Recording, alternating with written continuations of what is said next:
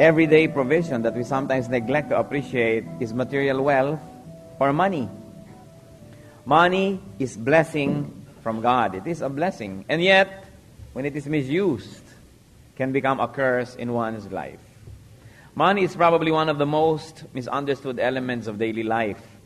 At dahil po sabi sa Psalm 119, verse 105, "Your word is a lamp to my feet and a light for my path."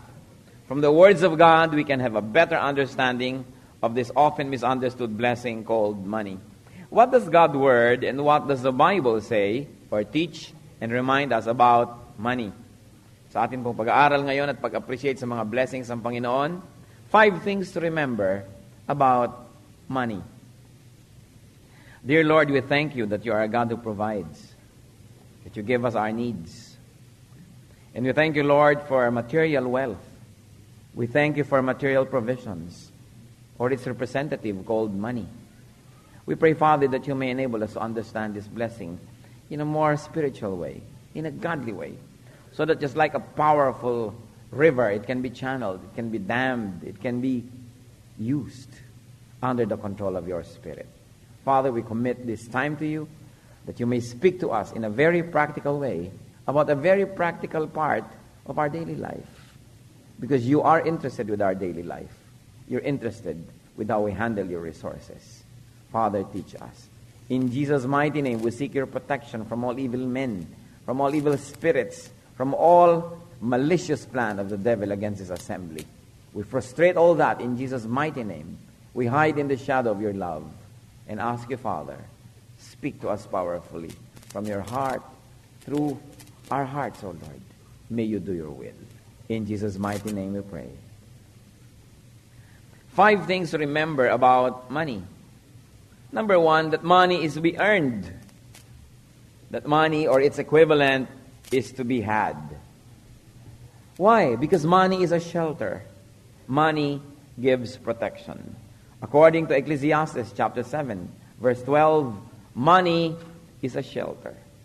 Ito isang uri ng kanlungan. Shelter from needs, shelter from a lot of insecurity, shelter from our wants.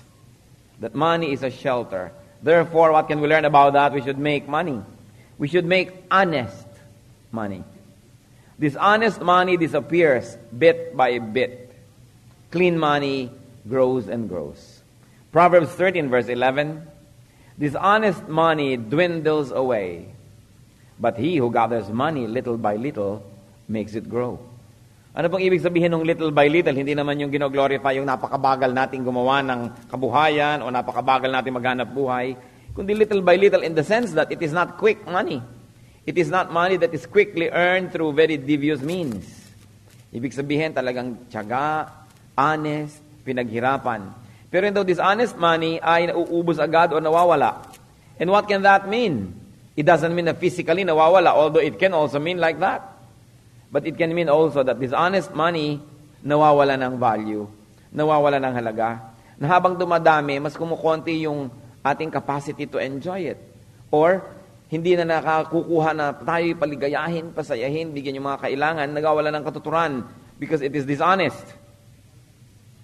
That's why while the Lord teaches us that it is good to be enterprising and productive, it must be done in an honest way.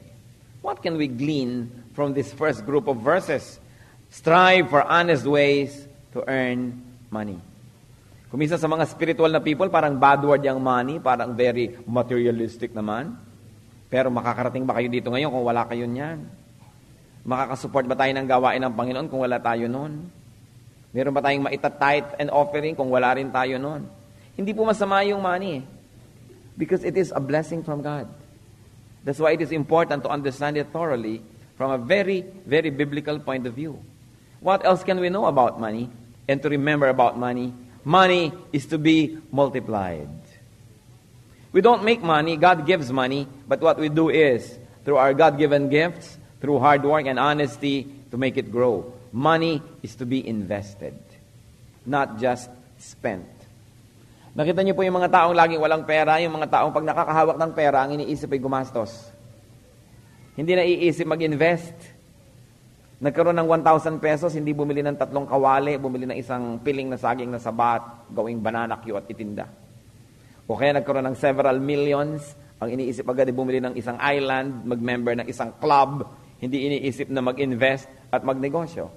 Money is to be multiplied. God loves seeing money being multiplied. Kaya sa isa pong parable na binigay ng Panginoon tungkol sa money, sometimes called talents, because it is a measure, it's a financial measure. Meron po siyang binigyan ng maraming talent, may binigyan ng konti, may binigyan ng maliit lamang, pero inaasahan niya na ayon sa kakayahan at ayon sa ibinigay niya, mapaparami. Matthew 25 verse 16, the man who received the 5 talents went at once and put his money to work and gained 5 more. So hindi lang niya ginastos yung pera, pinagtrabaho niya yung pera. Ininvest, pinuhunan, pinalago, at naging times 5. At yun pong binigyan ng Panginoon ng konting-konti lamang. Konti na nga yung ibinigay, hindi pa pinarami, binaon lang sa lupa. Hindi natuwa ang Panginoon. Sa Matthew 25:27, sabi niya doon sa nangangatwiran, ang liit-liit naman na binigyan niyo sa akin, lubog ko na lang sa lupa, o eto na uli. Well then, sabi nung character in the parable representing God, you should have put my money on deposit with the bankers so that when I returned, I would have received it back with interest. Ayaw mo pala ka na mamuhunan, ayaw mo ikaw mismo yung magtrabaho at magnegosyo, sana man lang binigay mo sa bangko, magka-interest man lang. Ang gusto ng Panginoon, ang binibigay niya po sa atin na pera, ay lumalago, hindi na uubos. Why? Because the Lord multiplies blessings and the Lord loves multiplying blessings. And what else should we do? That we should not only make money, but we should make more money than we need. Why? Because surplus money is to be made for sharing. Hindi sapat na tayo lamang making money, we should make surplus money. Lampas sa ating pangangailangan. Ephesians 4:28. One of the teachings of Paul concerning Christians, sabi ko, kailangan maiba na yung style nyo. O yung hindi nagtatrabaho, magtrabaho. Yung nagtatrabaho, mas magtrabaho pa. He who has been stealing must steal no longer, but must work, doing something useful with his own hands, that he may have something to share with those in need. So you see, the teaching is that you should not only work so that you will have something for your needs, but you should produce more than you need, so that there's a surplus and you will have something to give away for those who are in need. So ang Panginoon po na nagbibigay sa atin ng blessing, syempre ibinibigay niya yan una para gamitin natin, para tayo mag-enjoy, para tayo magkaroon ng mga provisions. Pero lampas doon, gusto niya marunong tayong mag-invest. Napaparami natin at hindi tayo sapat na kumita na. Makikita mo kumisan, bakit ba itong taxi driver na ito nasa ilalim ng puno, yung taxi nakataas ang paa doon sa bintana at natutulog na? Bakit ka natutulog? Naka-boundary na ako. Tama na sa kanya maka-boundary. O bakit na magsisini na itong tindera sa palengke? Kinita ko na yung pambayad ko sa pwesto ngayong araw na to. O bakit ito naman ayaw na magtrabaho? Tama na yung kinita niya ngayon. O magiinuman na tayo, enjoy na natin. Sabi ng Panginoon, kailangan kumita ka ng higit sa kailangan mo para pag may nangangailangan, may maibigay ka. Hindi lang yung sapat para sa'yo. It is important. What else do we need to know and remember about money? That money is to be made so that we can offer it to God. The Lord likes to see His blessings going back to Him in ways of our offerings, our tithes. Gusto niya yon. Isa po yan na pagkilala sa kanyang pagiging king over our lives. Kaya po major crime yung tax evasion eh. In fact, yung very infamous na criminal sa Amerika, si Al Capone, noong 1920s. Ano po, hindi siya mahuli kasi malinis siyang gumawa ng krimen. So hinuli na lang siya at nakulong siya dahil sa kaso ng tax evasion. Why? Because it is treachery to the state not to pay your tax. Kaya nga si Lapu-Lapu nakipaglaban kay Magellan, ayaw niya magbigay ng tribute. Kasi kahit maliit na barya lang, ba't siya magbibigay ng tribute to Magellan? Ibibigay sa King of Spain. Ibig sabihin, kinikilala niyang hari niya, yung hari ng Espanya. So sabi niya, hindi ako magbibigay. Kaya po yung pagbibigay natin ng tithes, ng offering, yan ay pagkilala na ang Diyos ang ating hari. That's why we give our tribute. We pay our tax. it's not only for practical use that the church needs those things para ma-finance ang ginagawa ng church ni Lord, kundi it is also our personal gesture of submission to the kingship of God in our lives. Kaya nagbabayad ng buwis. Meron bang kaharian na hindi ka nagbabayad ng buwis? Meron ba mga gobyerno na hindi ka nagbabayad ng buwis? Meron nga hindi gobyerno naniningil ng buwis. Di ba? Dadaan ka lang, hihingan ka ng tong, kailangan magbayad ka sa akin dito dahil teritoryo ko to. Yung Diyos pa ang hindi natin bibigyan ng ating buwis. Kaya po kahit itong isang babaeng balo na mahirap, lahat na ng kanyang kakonti-konti ang pera, although it's not konti to her, it's her everything ibinigay niya. Kala niyo ba pinigil ni Lord? Sabi, huwag, kawawa ka naman, huwag ka na magbigay kasi mahirap ka naman, yung mayayaman na lang magbigay. It's not like that. Mark 12 verses 41 to 44. Jesus sat down opposite the place where the offerings were being put and watched the crowd putting their money into the temple treasury. Many rich people threw in large amounts. Siguro paglaglag ng mga barya nila, bang, bang, bang, bang, ang bibigat ng mga barya, mga gold and silver. But a poor widow came and put in 2 very small copper coins. Sabi siguro ng sound, click. Worth only a fraction of a penny.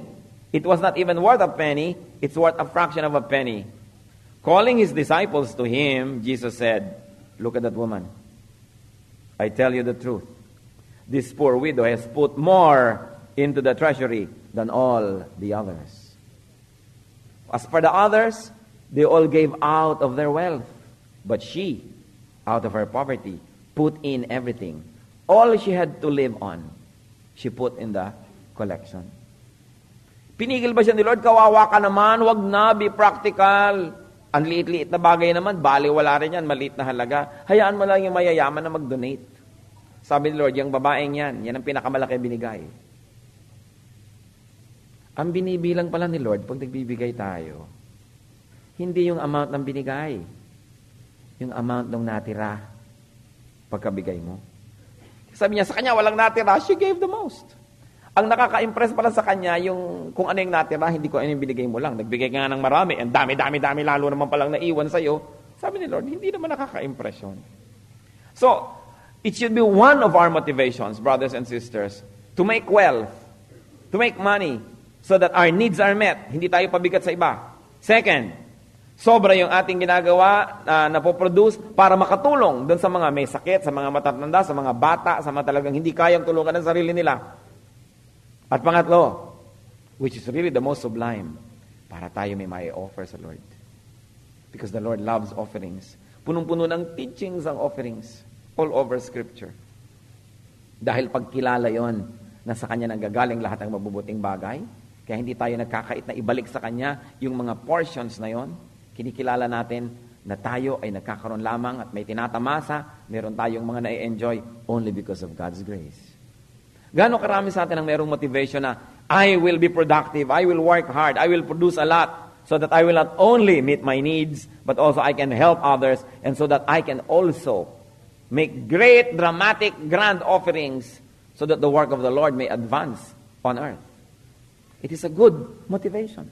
Something to be understood about money. And yet there's a fourth item that we must all review and remember about money. That money should be enjoyed. Kaya nga inimbento yan para tayo mag-enjoy. O imbes may dala kayong isang sakong kamoting kahoy, papalitan nyo yung binibili nyong isang panyo, o di dala-dala lang pera, magaan. Diba? Pampa-enjoy, pampaginhawa. Dumadali ang buhay, hindi dala-dala mo isang tambak na paninda at barter ng barter. It must be enjoyed, not only in the handling, but more importantly in what it buys for us. So money should be spent on what truly satisfies. Money should be spent on what is important. Isaiah 55, verse 2. Why spend money on what is not bread, and your labor on what does not satisfy? Listen to me, and eat what is good, and your soul will delight in the richest of fare. So sabi, why spend money on what is not bread? Natatandaan ko po ang lola ko, nanay ng nanay ko, tawag namin Ima. Sa Bulacan, we call her Ima. Natatandaan ko minsan, merong lumapit sa amin sa isang public place, nagtitinda ng chiclet. Sabi ng lola ko, nakakabusog ba yan? Hiyang-hiya ako doon sa nagtitinda. Sa kumbira mo si Ima, hindi na lang bibili. Tinatanong pa yun. Sabihin na lang sana niyang, no, thank you. Sabi niya, nakakabusog ba yan? Hindi po. Hindi ko bibilin. Hindi nakakabusog. Sabi niya. So, by biblical pala. Isaiah 55 verse 2. Why spend money on what is not bread? In other words, on what is not nakakabusog, what is not nakakasatisfy, what is not good for you. Ano po mga pinagbibili niyo mga kapatid? Nakakasatisfy ba? Kung minsan man marami tayong binibili, hindi nakakasatisfy. Bakit mo binili ang isang katerbang tasa? Sale. Sale nga, pero magagamit mo ba? Sale eh. How can you say no to a sale? Pero nakakasatisfy ba? Ilalagyan mo lamang sa bodega mo pagkatapos, pampasikip. So why spend money on what does not satisfy? That's why money is useless in the hands of a fool. Baka akala nyo ako may sabi niyan. Proverbs 17 verse 16. Of what use is money in the hand of a fool? Sabi ganon. Anong katuturan? Proverbs 17:16. Anong katuturan ng pera kung ang may hawak ay hindi marunong? So one of the practical things we can learn, do not give money to fools. Meron kayong mga kamag-anak, meron kayong mga bibigyan, pipiliin nyo, sinong bibigyan ko? Bibigyan ko ba itong marunong o di marunong? Sasayangin lang nito eh.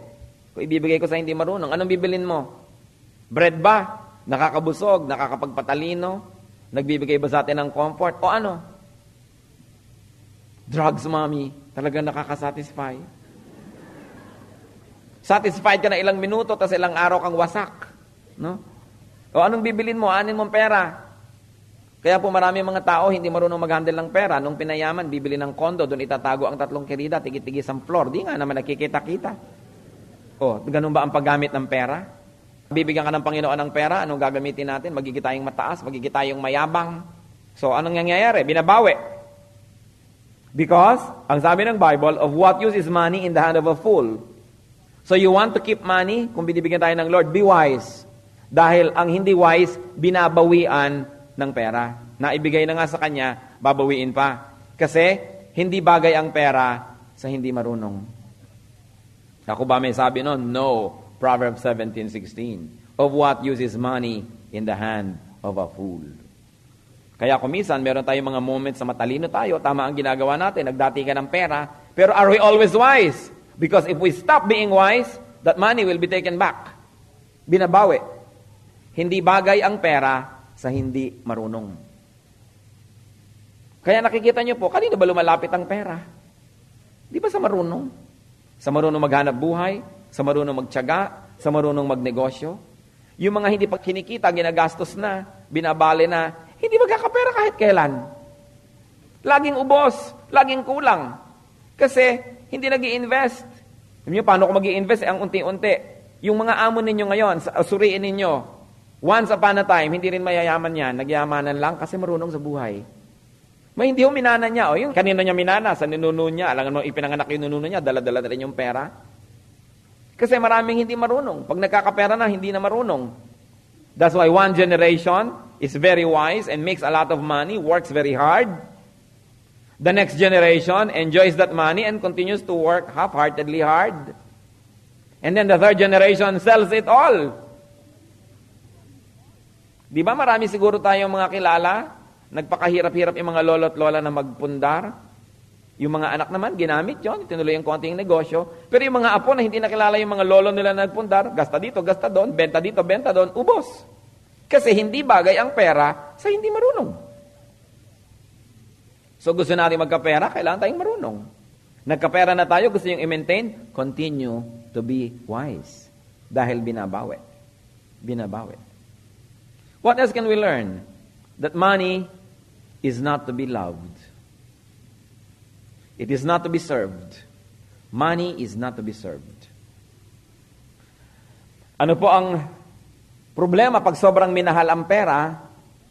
Love for money diminishes its value. Pag sobrang mahal ang pera, yung halaga ng pera lumiliit. Bakit? Ecclesiastes 5:10.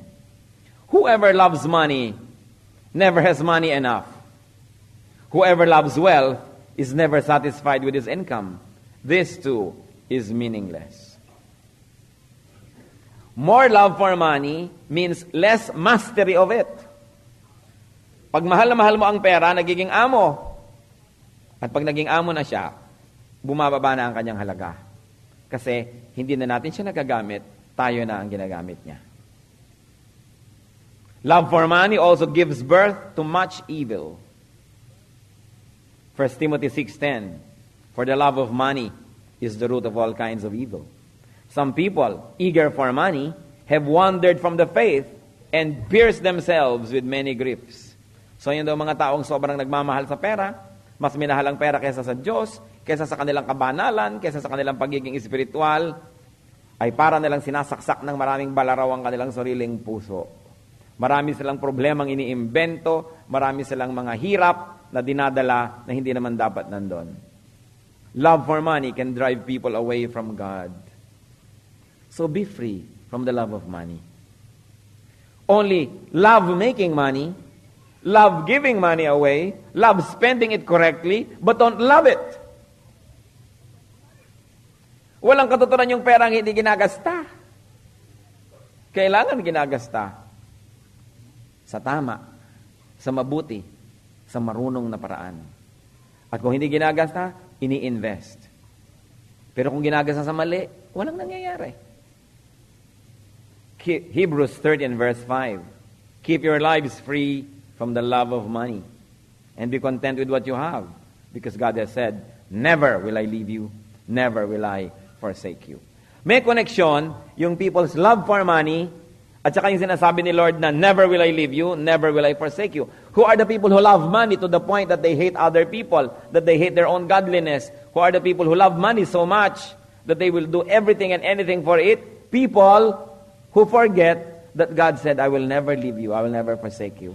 So ang ginagawa nila sa pagsasecure ng future nila, sa pagsasecure ng need nila, kahit na masagasaan ang espiritu nila, ang kaluluwa nila, ang ibang tao, ang Diyos, sige na, dahil lang gusto nilang maging secure. Pero ang sabi ni Lord, gusto mo maging secure? Ako na nagsasabi, I will never leave you. I will never forsake you. So sino po yung secure na tao? May pangangailangan yung kapwa ko, meron naman ako dito, ibibigay ko ba o hindi? Pag sinabi kong hindi, kailangan ko yan bukas, di para mo nang sinabi rin na wala naman si Lord bukas. Ako lang mag-isa, so talagang magpapaka-wise-wise na ako, akin na lang to, pasensya ka. So yung tao naniniwala na ang Panginoon ay kumikilos at nandun ang Panginoon, sabi niya, I will never leave you, I will never forsake you. He will not love money more than He will love people who have a need right now. Hindi naman ibig sabihin, lahat ko na, ibibigay ko na sa'yo, tapos bukas wala ako tuloy. But we should share. Because we believe that if we use money correctly, God will replace it. So huwag kang matakot. Kung minsan gustong-gusto mo, mahal na mahal mo yung pera, huwag nating gastusin, baka tayo magipit bukas. Pero kung alam mo na yun ang inuudyok ng Panginoon, yun ang tama, it is a spirit-led. Go, expense, go on. Because sabi ni Lord, I will be there tomorrow. Ang nakakatakot lang po, mga kapatid, yung gagawa ka ng bagay na hindi gusto ng Diyos. Kasi hindi niya i-replenish ang support mo, ang funding mo. Wala na tuloy. That's why it is important to always be very prayerful and let God speak to you. Sa inyo pong private finances, sa ating church finances, kung may responsibility kayo, mga company finances, lalo na sa gobyerno kayo, may hawak kayong pondo ng bayan, we should all be very submissive to the righteousness of God. At willing tayong makinig sa kanyang mga babala kung nagkakamali tayo. But don't love money to the point na nagbibingi-bingihan tayo sa pangangailangan ng isang emergency need na nagbubulag-bulagan tayo sa pangangailangan ng ating kapwa kasi gano'n na lang pag-ibig natin doon sa pera. Napaka-importante that we know when to let go. Money is not to be placed above God and above godliness. Matthew 6:24. No one can serve two masters. Either he will hate the one and love the other, or he will be devoted to the one and despise the other. You cannot serve both God and money. Money is to be used in our service to God. But God is not to be used in our service to money. Na wala na tayong ginawa kundi humingi ng humingi sa Diyos. At tapos inaano naman natin yung binibigay sa atin. Sinasamba natin, iniimpok natin na para sambahin ang sambahin yun. Kailangan gamitin. The power of money is in its disbursement. Ang kapangyarihan ng pera ay nasa paggastos. Kaya dapat ginagamit natin yung kapangyarihan natin yun. Ginagastos natin sa tama. Sa tamang amount, sa tamang kakalagyan. Because if God is pleased, He will always replenish. Hindi naman nauubusan ng Diyos ang biyaya. Mauubusan ba yan? Hindi pwede. What we receive is not determined by God's lack of capacity to give, because God is always able. What we receive is determined by our capacity to receive wisely. Kaya maraming nagkakaroon na, nababawi pa. No one can serve two masters. So it is important that money is used for the service of the true master. Service for God. Lalong-lalo sa pagtulong sa mga kawawa.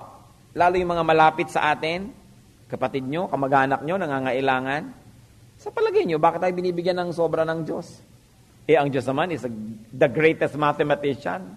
Marunong mag-balance, alam niya yung accounting. Bakit sobra? Siguro dahil ipinapaabot sa atin para sa pangangailangan ng iba. Ngayon, sobra-sobra na, itinatago mo pa sa sarili mo, it diminishes its value. Kuminsan, ang dami-dami na, hindi ka pa rin satisfied. Dati, konti lang, masaya ka na. Ngayon, ang dami, hindi ka na satisfied. Nagiging walang katuturan. Napakahalaga. Money is not evil. Love for money is. But money by itself is not. Money is good. Money is a blessing. Alam niyo po, sabi ni Solomon, the wisest man that walked the face of the earth, Ecclesiastes 10:19, money is the answer for everything. Di po ba halos lahat na lamang ng pangangailangan ng tao, pera? Pag may tao nangangailangan, lalapit sa iyo, pera. May tatawag sa iyo sa telepono, pera. May iiyak-iyak sa iyo, pera. Puro pera. Sabi niya, money is the answer to everything. That's why it's good to have a lot of it. So that we can answer many things. And we can have a good shelter. But never are we going to love it above our godliness and above God. So we should make money. We should be productive. Kuminsan ang bayan natin, kaya tayo naghihirap. O bakit? May isa lang na naghahanap buhay, may 6 na nakaasa. Paano nga naman tayo makakaahon nun? At yung nakaasa na yon, lagi pa nasa mall. May isang kapatid na nagtatrabaho sa Hong Kong, panay ang padala ng drawing ng paa. Siya nga pala, lumaki na ang paa ko. Ba't nga hindi lalaki? Kain ka lang nakain, wala kang ginagawa. Lalaki talaga ang paa mo niyan. Hingi ng hingi dito, hingi ng hingi doon. Siya nga pala, magdedebu ako. Gusto pa may 18 candles, 18 roses. Hindi pa kumikita ni 18 pesos sa buhay. Paggasta ang inaatupag. So, kaya mahirap ang bayan. Because not everybody is making money, but everybody is spending it. We should invest. Be wiser. God loves to give money to trustworthy, to fruitful, and to productive people. But you know what God does to people who are not productive? Yung konting binigay, binabawi pa. Luke 19:26. He replied, I tell you that to everyone who has, more will be given. But as for the one who has nothing, even what he has will be taken away. Minsan nagtataka ka, bakit ba maraming mahirap na lalo humihirap? Dapat natin suriin ang ating sarili. Kuminsan, kasalanan ng sistema, kasalanan ng ekonomiya, kasalanan ni governor siguro, ni president. Ang dami-dami mga tao, naghirap mag-ipon ng konti, makabili ng konting lote, nung balikan nila, may nakatira ng iba. Titira ng 10 taon, libre. Pagkatapos, nung papaalisin mo, ikaw pa magbabayad. Palilipatin mo pa sa iba, ibibili mo pa ng ibang lote. So, sa palagay nyo, mabibless kayo ng Diyos kung gano'n ang pamamaraan? Walang katarungan. Hindi excuse na kung mahirap ka, agawin mo na yun sa iba. Hindi excuse na kung tayo mahirap, ay magiging tayong magnanakaw. We must be honest. And we should work hard. And we should not enjoy what we do not work for or what is not rightfully ours. Kaya po yung poverty can become a curse. Pabalik-balik na lang, hindi na makaahon sa hirap. Dapat analyzein, ano bang tinuturo ng Biblia tungkol sa pera? Bakit ang dami-daming pera ng Diyos, tapos ang dami-daming taong walang pera? Dapat din nating isipin, tama ba nung nagkapera ba ako, nag-invest ako, o nagpa-party? Ipinang-uutang ko lang ba para mag-party? Sa palagay ba natin, matutuwa ang Diyos ng ganon? Para ako makapaghanda, mangungutang pa ako. May kaisa-isang nagtatrabaho abroad na kamag-anak, wala nang ginawa kundi sulatan ng sulatan, hinga ng hinga, na parang bumubukal ang pera doon sa pinagtatrabahuhan. Ang sweldo lang naman nun, hindi nagbabago, constant. Naipadala na sa inyo ngayong buwan na ito. Bakit after 1 week, susulatan na naman? Saan siya kukuha? Dapat responsible tayo. Habang maiksi ang kumot, matutong mamaluktot. Yun lamang di pagtiisan. Kailangan paghirapan. Mag-invest. Kahit konti. Paano hindi hihirap ang bayan? Subukan yung umagang-umaga, maglakbay kayo sa lahat ng mga langsangan ng bayan natin. Kwentuhan na ng kwentuhan. Wala pang nangyayari, nagiinuman na. Pag nalasing na pare, ang unang dumaan nakapula sa kasakin natin. My goodness! Paano hindi nga? Titino ang bayan. Kaya kailangan po. Tapos naiinggit ka, bakit yan yumayaman? Bakit yan yumayaman? Minsan nagtatrabaho ka, galit na galit ka doon sa may-ari, ba't may kotse siya, ako wala. Pero ano bang ginagawa niya? Ang aga-aga niya magtrabaho. Ang sisipag nila. Wala tayong inisip kumisa, kundi silipin yung naiimpok ng iba. Laging, yung tiya mo, maraming savings yan. Ang trabaho niya, $1 ang sweldo ng asawa. So, uutangan ng uutangan. Kayo ba ang nalulungkot sa pangungulila niya sa kanyang asawa? Hindi naman kayo kasama sa lungkot, tapos kasama kayo sa gastos?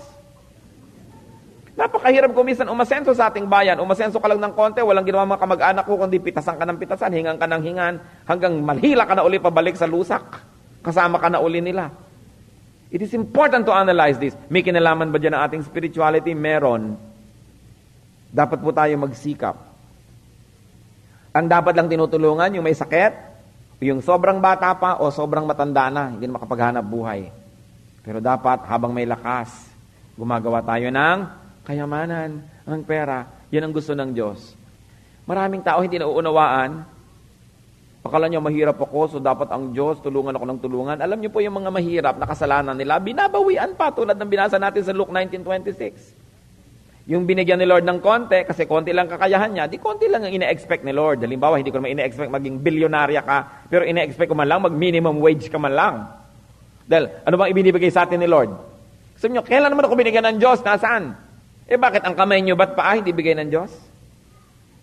Yung karunungan ng isip natin, hindi ba bigay ng Diyos? Yung kakayahan natin na may gawin, kahit malang magganchilyo ka, o kaya magluto ka ng turon, o mag-stock trading ka, kung ano man yun, hindi ba bigay ng Diyos? May ibinibigay ang Diyos sa lahat. That's why God is fair. Kung niya sasabihin God is unfair, may mayaman, may mahirap. Lahat binibigyan ng kakayanan. Pero anong ginagawa natin dyan?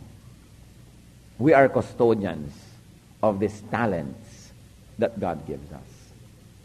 God takes even the little money that the lazy, the unenterprising, and the unproductive people have. Kahit konti pa, binabawi pa. So we should make honest money, and we should be wise. Because money is a good shelter. Hindi ko spiritual ka ayaw mo na ng mga bagay na yan. Because money must be multiplied. So that we will be in the mode of giving to others, and especially to the work of the Lord. We should offer money to God. We should also enjoy money. Be wise in spending your money in the right things that will really give genuine satisfaction. And then we should share money. And we should not serve money, but we should make money serve us. Especially serve our godly purposes. Kumusta po ang pag-handle natin ng resources natin? Kumusta? Are we making money? We should. Kung may mga panahon na natitigil, nawawalan tayo ng ginagawa, sandali lang dapat yun. Gagawa na naman tayo. Iimbento na naman tayo. Ang dami-dami mga tao, pag binasa nyo ang kasaysayan ng buhay, ang yayaman ngayon, yung pala, walang-wala noon. Nagsikap. God promises to bless those that work hard. But you should not only just work hard, you should work smart. Hindi natutuwa ang Diyos sa pagod na hindi matalino ang ginagamit ng kanyang pagod. Na pagod na, ang lit-lit din naman ang nangyayari sa buhay. Dapat creative. Nag-iisip tayo. Ito bang ginagawa ko, mahahango ako sa hirap? O hindi? So, palit-palitan ng style. The Lord would like to bless you. And me. The Lord is not selfish. Ang Panginoon hindi mahirap, mayaman siya. Pero natutuwa siya sa mga taong masisipag, marunong, matapat, at bagamat mahilig gumawa ng pera, hindi alipin ng pera at hindi mukhang pera. Mayroong mga tao, ang dami-daming pera, hindi nila alam gamitin. Ipon ng ipon. Pag namatay tuloy, ang daming minamana ng mga pamangkin. There was this particular lady in the U.S. Hindi naghihitar ng bahay kahit winter. Ang bahay ay dilim-dilim, ayaw magbukas ng ilaw. Nung namatay, pagkayaman-yaman pala. So napunta lamang kung saan mga charities yung kanyang pera. Ba't di ginamit? Tulad na magaganda yung plato, nasa cabinet, tinitira ng gagamba. Ba't di gamitin? Ano nyo yung binibigay ng Diyos kung di gagamitin? Kaya karunungan, kalusugan, ginagamit lahat. You know, one thing about God, God is a working God. Pagbukas ng tabing, Act 1, Scene 1 ng Biblia, what kind of God do you see? Isang Diyos na nagtatrabaho.